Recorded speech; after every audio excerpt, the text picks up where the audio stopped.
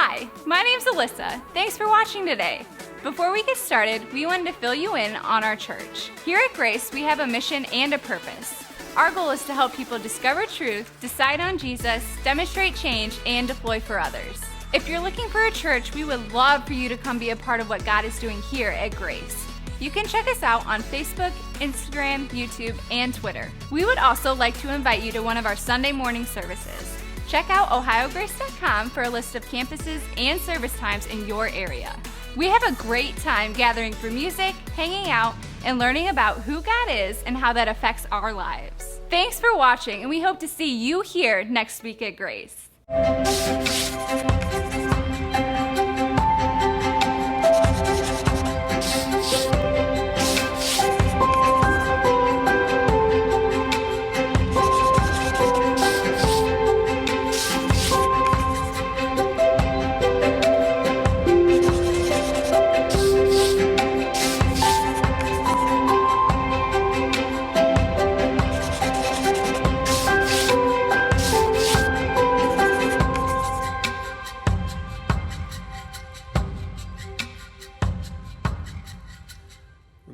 I'm glad you're here. It's great to see everyone. Super Bowl Sunday, if anybody cares. But I don't know if you tell me, 3 categories.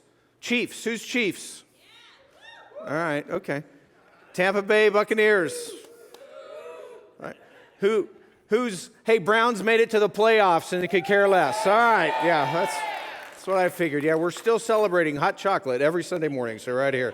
Yeah, it's good stuff. Well, we're in a new series we started last Sunday in the book of Ruth. And Ruth is a short book, but it's an amazing book, has a lot to teach us.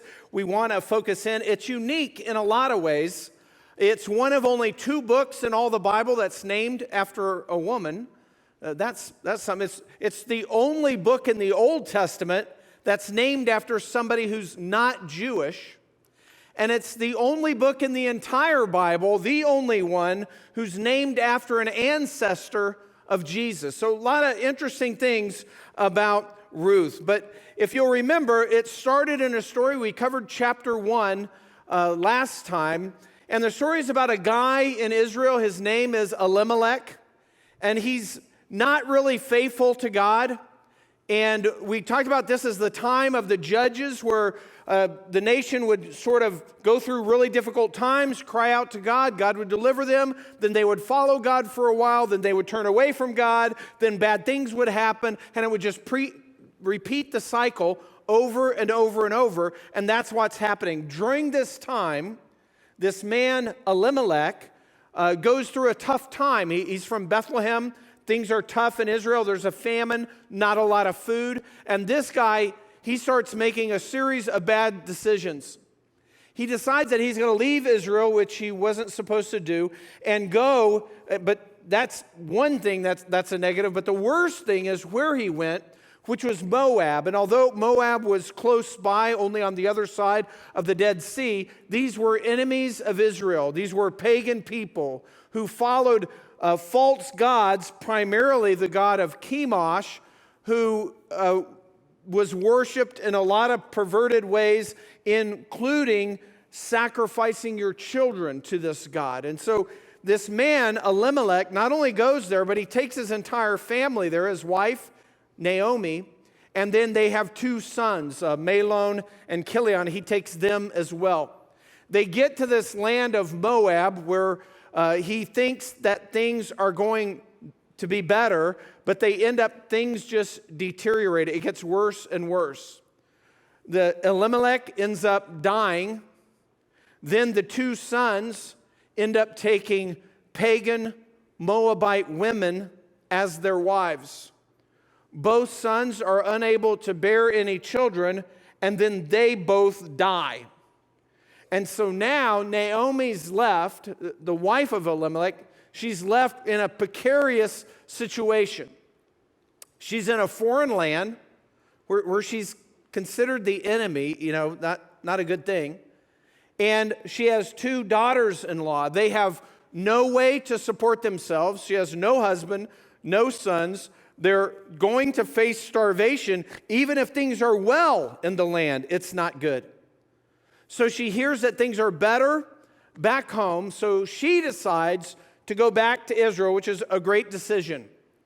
As she decides to go back and heads back toward Israel, her daughters-in-law are with her, and then she stops. She tells her daughters-in-law, hey, you guys need to go back to your families, go back home, find somebody to marry, and have a life.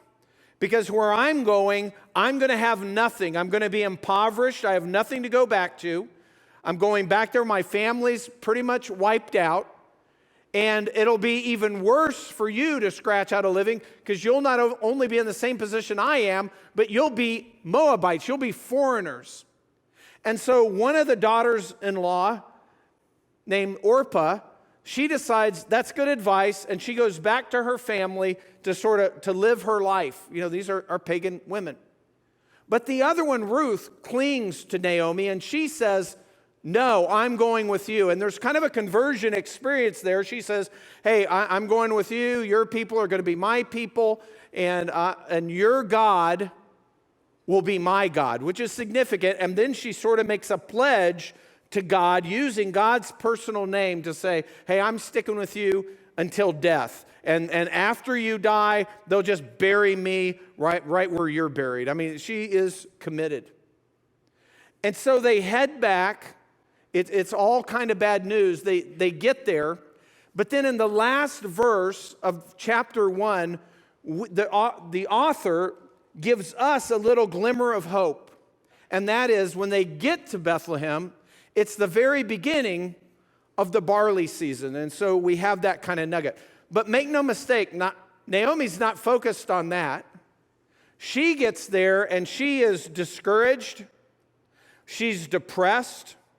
She sees these people, it's been 10 years. She sees these people who used to know her, and she says, hey, don't call me Naomi, which means pleasant anymore. She says, call me Mara, which means bitter. And to her, as far as she's concerned, her whole life has just been a train wreck, and she doesn't see it ever getting back on the rails. And she has lost her family. She has basically nothing to look forward to. And she's just, things are bleak. And what she can't see because of her terrible circumstances is sort of the bigger picture. Now, I tried to illustrate that for you guys last Sunday, if you'll remember, and didn't do a very good job if you were here, because I forgot how sophisticated and intelligent you people actually are. And so I threw up some close-up pictures and said, can you identify what this is? Thinking that you wouldn't be able to, and you guessed every single one of them. All right, so now I'm ready. It's game on, all right? So now I'm going to try to make this point one more time. So sometimes we see things close up. We don't see the big picture. Here's the first one. You ready? You know the drill. What is it? This is the easy one. Doritos. Okay. I didn't hear a lot of people shouting that one out. Okay. Let's try this one. What's that? Yeah, all of a sudden you're not thinking you're so smart, right? What is it? No. Here's what it is. It's the lighthouse at Marblehead. Oh, all of a sudden not doing so great. All right, next one. What's that? Go ahead. Oh, come on. Let's see it. Yeah, the Edmund Fitzgerald. That's what that is. Yeah, you've been peeking, all right? Yeah, that's why we need lighthouses. Anyway, yeah. All right, I got one more for you.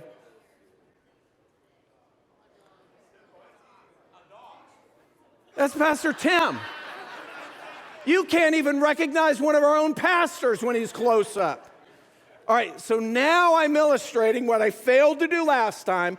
Hey, sometimes we see the details, we're so caught up in life, in what's right in front of our face, that we don't see the big picture. We can't see what's going on. We can't see the context.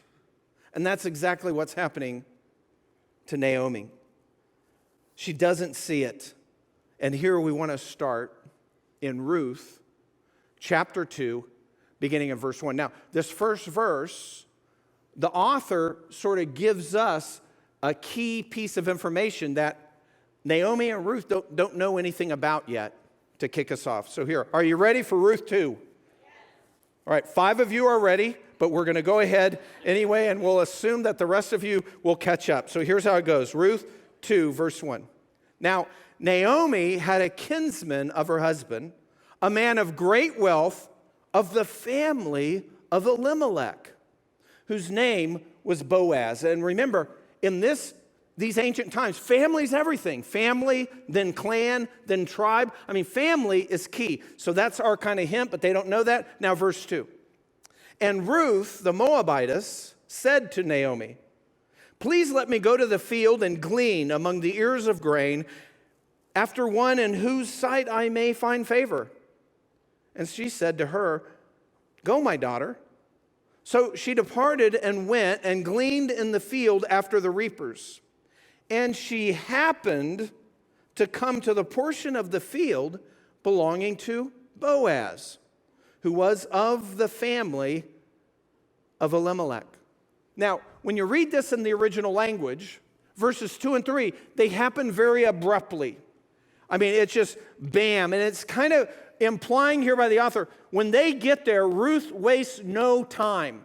I mean, they basically just get there, and Naomi sort of laments to her friends, but Ruth is like, hey, can I go to the fields and glean? She realizes we're in trouble, and she is fast to take action and to try to help their circumstances. She's going to try to get some food. And so she goes to glean, and maybe you remember from last time, glean is just a word that means to gather up the leftover harvest after the harvesters have gone through the field. And typically the way that worked is harvesters would go through with a one-handed sickle, and they would gather grain in one hand, cut it with the other. When they had more than they could hold in their hand, or as much as they could hold, then they would lay that bundle down, and they would go through a field that way, a line of them.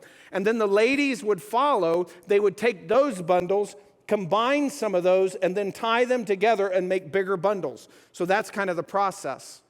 But the law had stated in Israel, God said, hey, when you're harvesting your field, don't harvest all of it. Leave the corners, leave the edges. And when you drop something or something gets out of your bundle, don't go back and pick it up, just leave it there. And that was actually a provision for people who didn't have anything, so people could feed themselves. It was just a way that they did that. Now, so that's what I remember when I was a kid.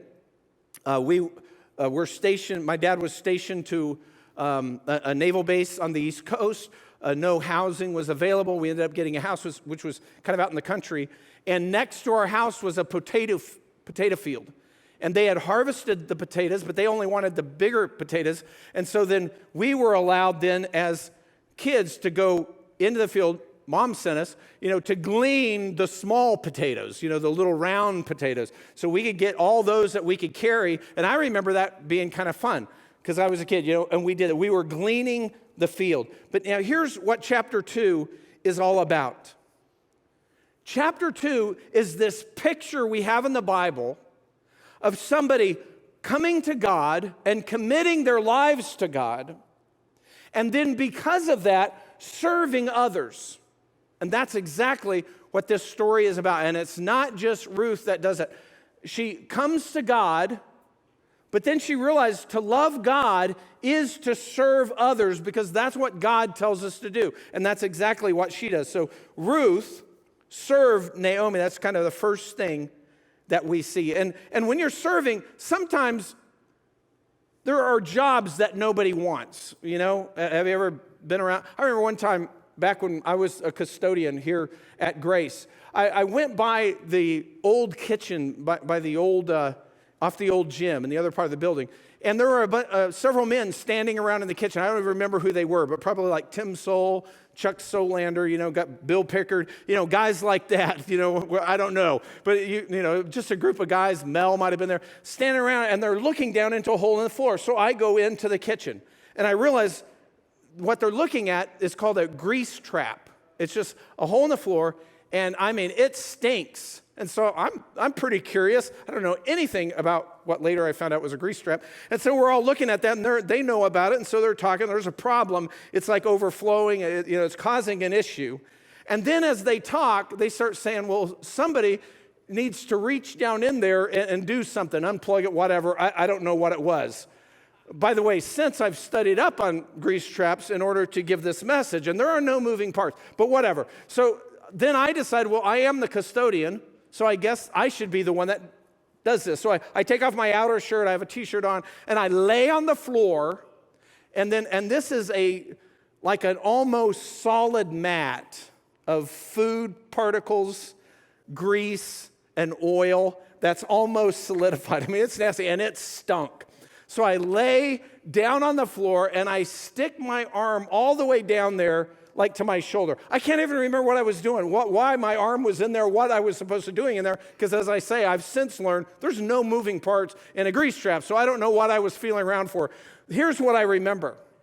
When I pulled my arm out, it was just caked with this, and it was I mean, it smelled. I mean, everybody's like, whoa.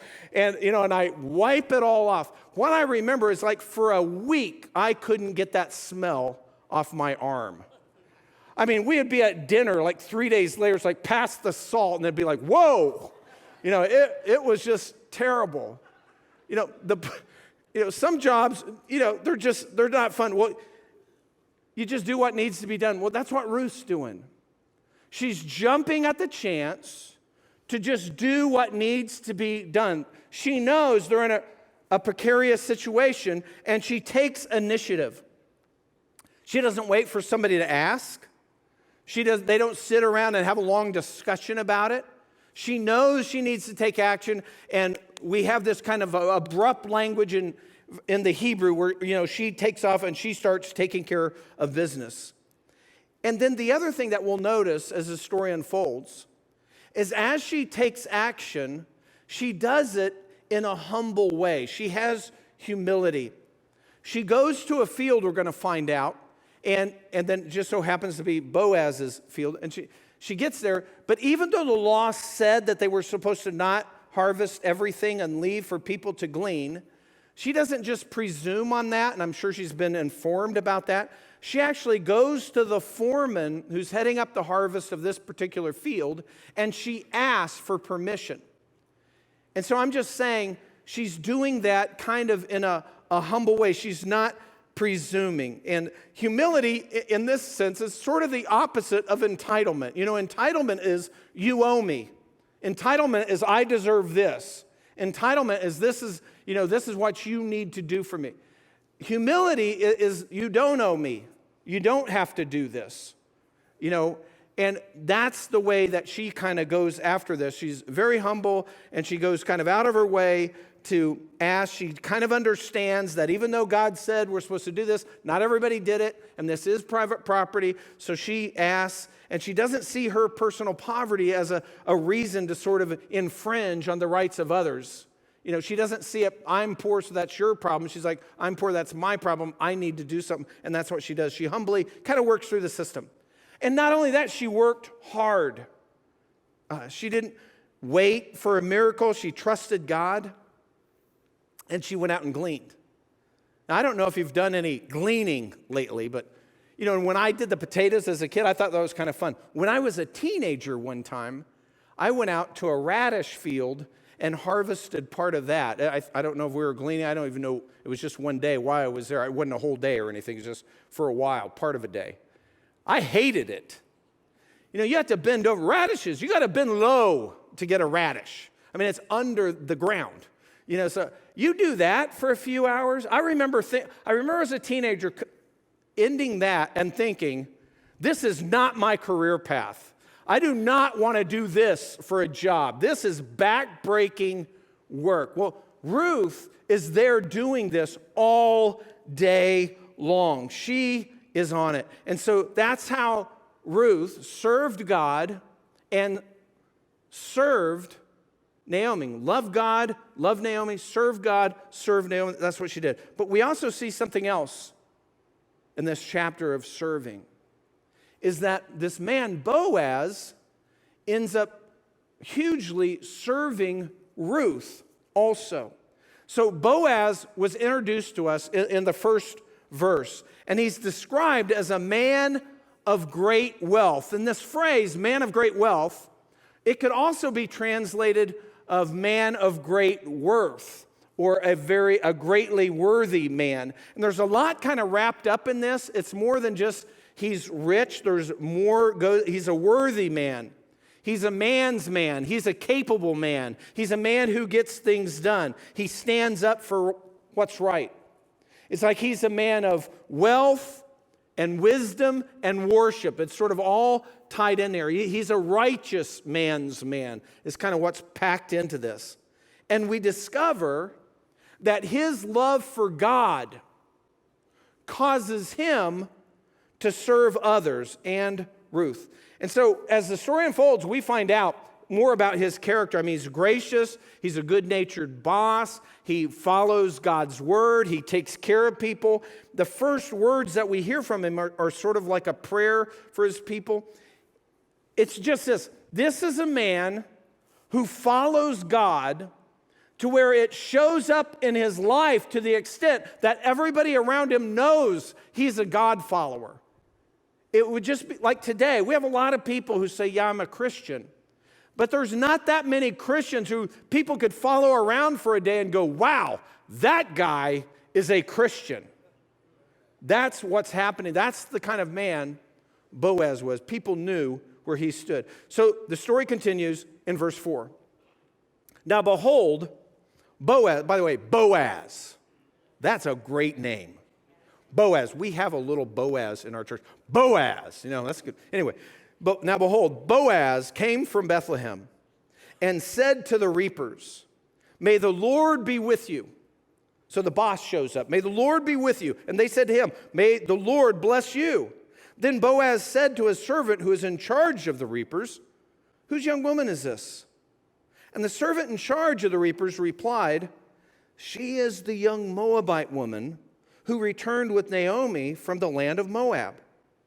And she said, please let me glean and gather after the reapers among the sheaves. Thus she came and has remained from the morning until now. And then there's this kind of awkward phrase. She has been sitting in the house for a little while, which is a difficult phrase to interpret from the Hebrew. That basically just means she's been working all day except for a little rest in a shelter. It continues, verse 8.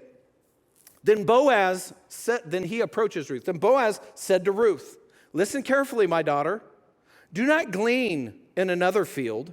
Furthermore, do not go on from this one, but stay here with my maids. Let your eyes be on the field which they reap, and go after them. Indeed, I've commanded the servants not to touch you. When you're thirsty, go to the water jars and drink from what the servants draw. Then she fell on her face, bowing to the ground, and said to him, why have I found favor in your sight, that you should take notice of me, since I'm a foreigner?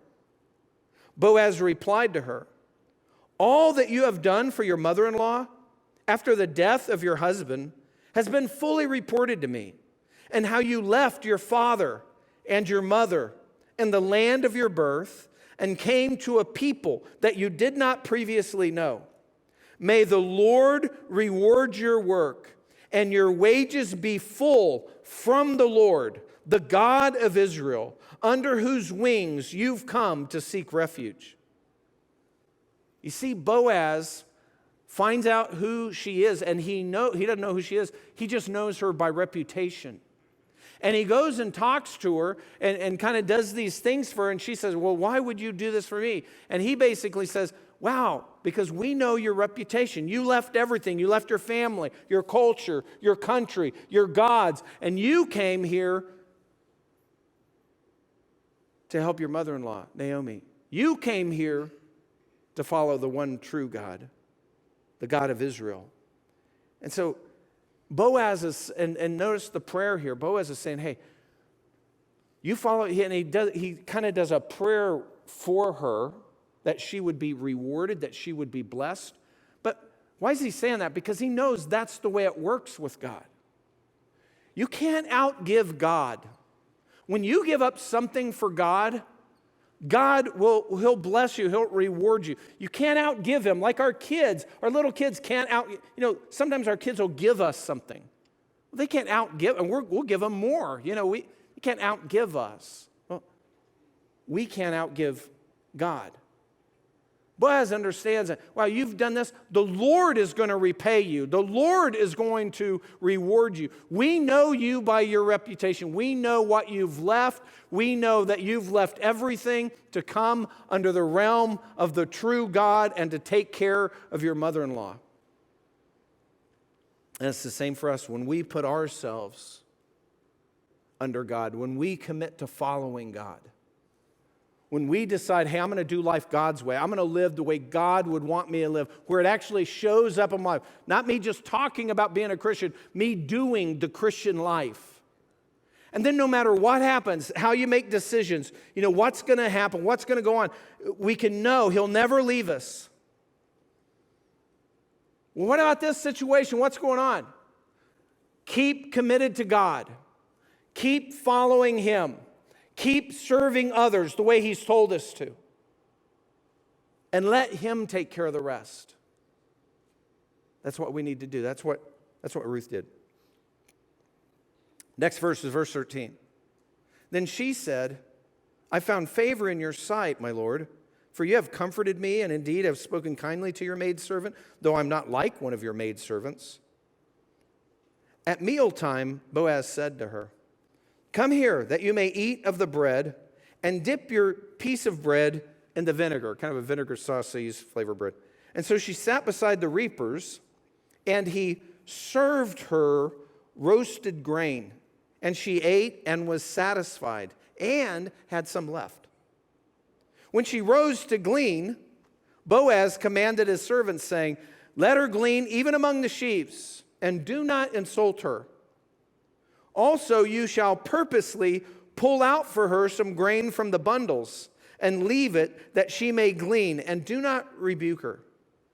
So basically, some of this stuff Boaz is doing in front of Ruth, but some of this stuff he's saying, she's gone back to work, and he's telling his workers, hey, make it easy for her. Make it easy for her to glean. Leave some stuff laying around, and even pull out some of the stalks from the bundles and leave those for her so she can get more. So it just makes her work easier. And what's his motive there? She doesn't even know he's saying that. It's to help her. He's just trying to help her. He's just trying to do the right thing, the good thing.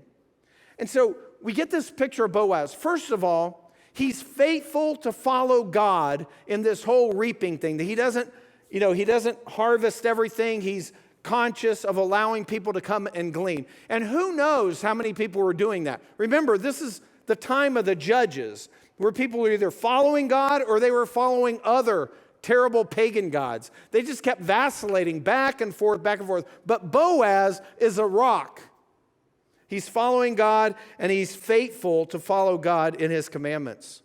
Now, the main thing that Boaz is impressed with regarding Ruth is her faithfulness. He knows her by reputation. He knows what she's done. And you can tell he admires that. He looks up to it. He's like, wow, your reputation, you're the talk of the town. You left everything to come to a foreign land to follow our God and take care of your mother-in-law when it's bleak, rather than just go on and live out your life where you were. And Ruth has this reputation of servanthood. And it's, the town's buzzing about her, not just because of her ethnicity, she's a Moabite, but because of her actions.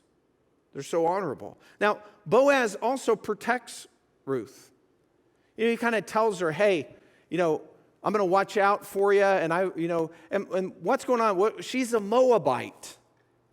And so she's, going to be gleaning in fields, and I don't know if there's competition with other gleaners, or some of the harvesters might resent that, but he doesn't want her to be treated roughly. So he tells her, you stay among my people, and I've told my people to sort of watch over for you. He's not protecting her for motive, he's just being a righteous man. And then he provides for Ruth, hey, give her extra, make it easy. And when he talks about her, hey, you don't have to go off and get water. You can drink from what our servants get. He's sort of, even though she's not like an employee, he's sort of making her a part of the group. He's sort of saying, hey, she's one of us. And then he serves her. He offers her lunch, right? She sits down with the other workers. He grabs some bread, dip it in the sauce, and she's doing that. But then he does something else. He gets up, he grabs some roasted grain, comes out a little clearer in the original, and pours it out into her lap or her hands or a little pile in front of her or her apron. He pours out roasted grain for her to eat besides the bread. And we don't know how long it's been since Ruth has eaten, or Naomi. It may have been days. We don't know. And so she eats until she's satisfied, and this is significant enough to mention. And then she has a little bit left over that she tucks into a pocket, and that comes up later.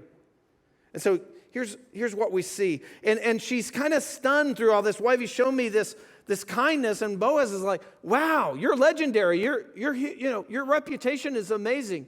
You're following God. And then it continues, verse 17. So she gleaned in the field until evening. Then she beat out what she had gleaned, and it was about an ephah of barley. Now, an ephah, barley is a grain kind of like wheat. They also had wheat. But so she beats this out. She has like 30 to 40 pounds of barley. It's significant. It's way more than what somebody would normally get. Last Sunday, I was talking about us delivering rice to the people in Myanmar. I haven't forgot that. I'm going to get back to that in a minute. But because I was talking about that, I started thinking, and I thought, you know what? We were talking about the toilet paper famine, right? I'm thinking, yeah, things happen fast. So probably we should have in our house, some food for rough times. So I thought, I'm going to go buy some bulk rice. So I decided to buy bulk rice. I go to Aldi. I was calling it Aldi, say, no, it's Aldi. So I go to Aldi, and I get there, and so I'm looking for rice, bulk rice, but the biggest bag I can find is just a 3-pound bag. It's just a little bit bag. So I get 10 of those, and I put it in a box. And then I'm looking around, I'm looking all over for a cart. There's no carts at Aldi inside the building.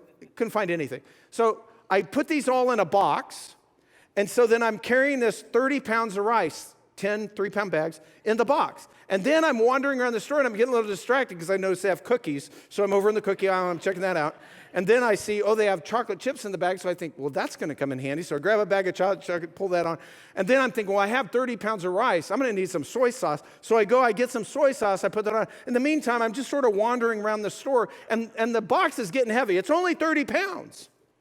And I'm thinking, this is getting heavy. And I still can't find a cart. There's like no cart in the entire store. And so I check out, and then I'm hauling it outside, and I'm like, well, this is kind of embarrassing. I mean, we got Fight Club starting in a few weeks, and I'm hauling it's a little box of rice. It's only 30 pounds, and I'm like, wow, this is getting kind of heavy. And I take it to the truck, and she was waiting for me. She knew I was just getting this bulk rice, and so she's in there waiting for me, and I'm like, there's no car in the place, and Kevin, look, and there's carts lined up all on the outside. So you get them on the outside before you. Actually, a friend of mine came and gave me this in between the services. Apparently, a quarter comes in handy. Whatever. Aren't the carts supposed to be right inside the door? I mean, that's my expectation. All right. Not at Aldi. All right. Got it. But anyway, 30 pounds is kind of a load, and it's way more than what a reaper would normally get. Way more. As a matter of fact, we know from ancient documents and other places in the Old Testament that a soldier, you can hire a soldier and to keep them going, that would be 1 to 2 pounds of barley, roasted barley, a day. So basically, you could live off a pound a day. So this is like 30 pounds is like over 2 weeks of food for 2 people. And so it's a bundle, all right? So here it is, verse 18. So she took it up and went into the city. So she's hauling her 30 pounds. She's not having any problem. So she went into the city, and her mother-in-law saw what she had gleaned. And she also took it out and gave Naomi what she had left after she was satisfied. She's got her leftover lunch.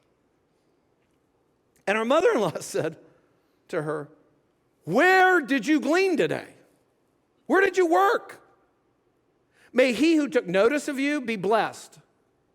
So she told her mother-in-law with whom she had worked and said, the name of the man with whom I work for today is Boaz. Naomi said to her daughter-in-law, "May he be blessed of the Lord, who has not withdrawn his kindness to the living or to the dead.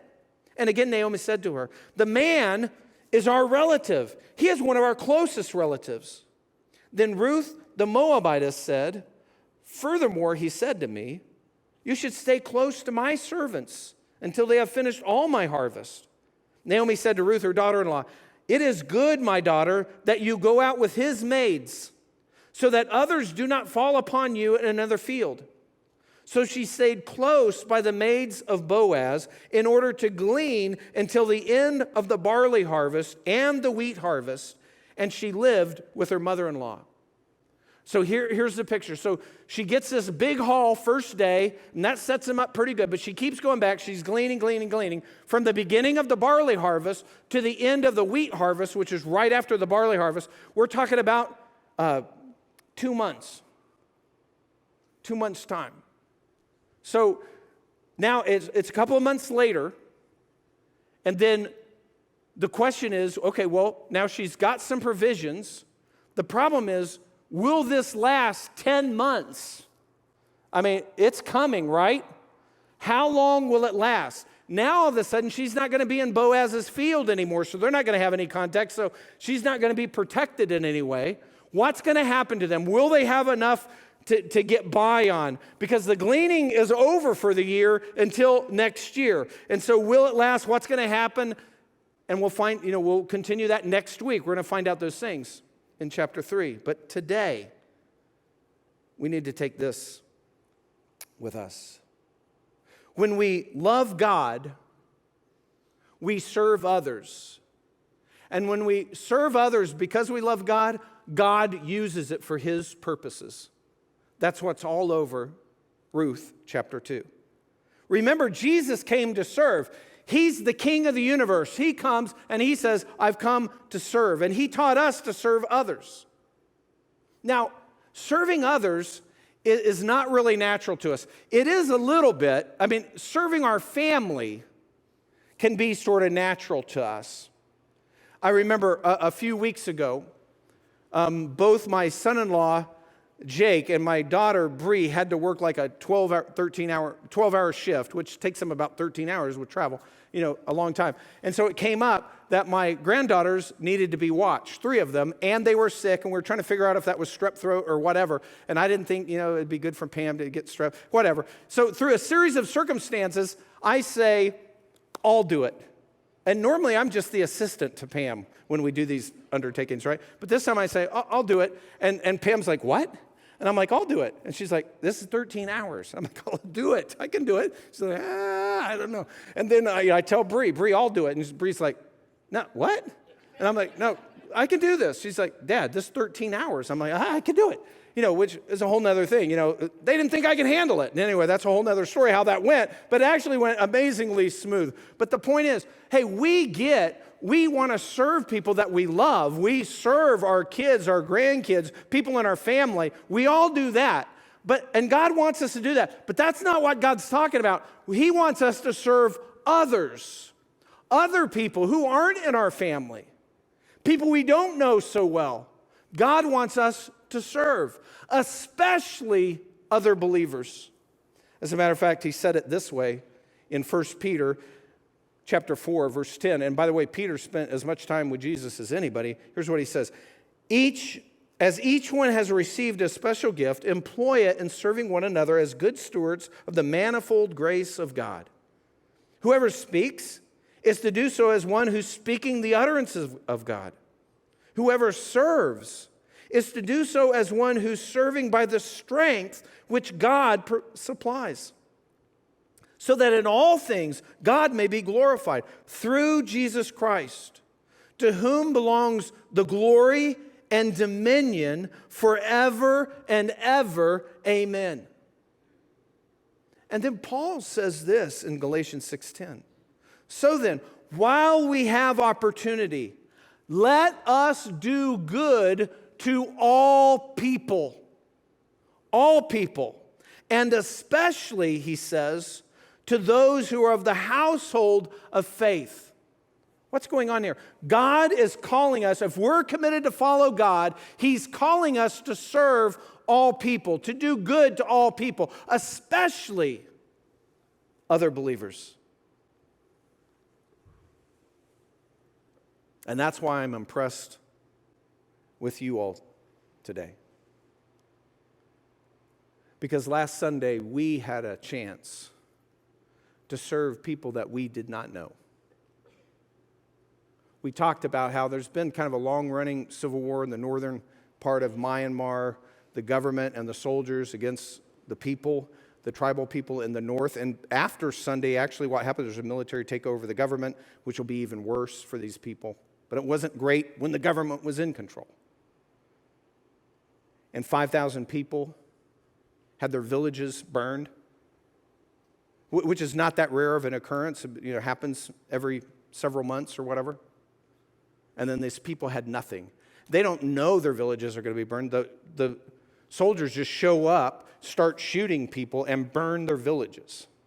And there's a resistance to that whole thing I don't want to get into. If you've seen Free Burma Rangers, the first part of that is all about that documentary. These were primarily Karen people, and we've helped many refugees in that part of the country before our church has. This group, what was unusual about this group is it was estimated that they were about 80% Christian. There's less than 1% Christian in that part of the world.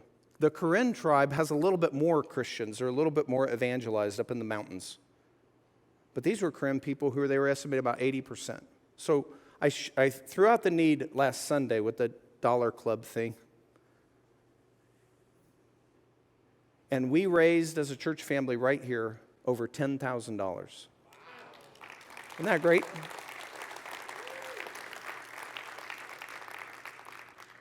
With that, we actually know there's another gift coming in, a significant gift. With that, then on Tuesday, as I said we do, we sent the money. And then you can see, we have some images of how that's being delivered. Here's just as they start this process of delivering this rice. It's across this border from Thailand to Myanmar. And then there's, motorized canoe thing that they use in that part of the world. And, loaded up with rice. And they're taking that to another spot in the river where a lot of these people who've been displaced, burned out of their homes, living in the jungle with nothing, are living. And they got rice. And a lot of those people are believers. And somehow all those people understand that there's some people somewhere on the other side of the world in America who gave money so they can have rice. They can subsist a little bit longer. And we're able to also provide some medicines and a few other things because we gave more. And that's going to feed 5,000 people for a while, for a week or two, to help them get going here. But more than we want them to think, hey, there were some other people on the other side of the world, or even for the believers to know there are some Christians on the other side of the world. What those Christians will mainly know is God provided. God provided through you. That's what God wants to do through us as we serve other people. That's the whole point. God will work his plans. And here's what I'm telling you about Ruth. Naomi doesn't know it, and Ruth doesn't know it. But through their faithfulness to God, mainly through Ruth's faithfulness to God and Boaz's faithfulness, history has changed. We'll get to that next week. But here's what I'm telling all of us who gave. We don't know the lives we've changed this last week. We don't know. They don't have a way of expressing to us what that meant to them. Some of them are living in caves. Some of them are just in the open jungle. They just know God provided. And we don't know how we impacted those lives, and we don't know, maybe through some of those gifts, history can be changed, at least in that part of the world. That's how God wants to use every one of us. Now, I know when we think about serving God, we get so busy. We see that we're focused on the little. And we think, well, I don't have any skills. This is not for me. I don't know where to serve. I don't know what to do. I don't think I can do it. I don't know anything about it. I don't have any special skills. They don't need me. And you think, well, how can God use me? God doesn't call Christians who are equipped. God equips those who are called. And He's called all of us to leverage whatever we have for His kingdom.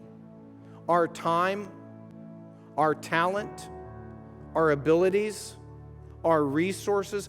God has called all of us to make an impact, to make a difference by serving other people in the world, even people we don't know, and especially other believers. That's how God impacts the world. And God will work through that in ways that we will never be able to see, because we won't see the biggest picture until we're in heaven. And then we'll get to see it all. Let's stand right now and pray together. Father in heaven, God, we thank you for your faithfulness, and we thank you that we see your hand working through history. Sometimes it's easier than others, but we know you're always there. You're always working for your purposes, and you use us. God, we thank you for that. Thank you for that privilege.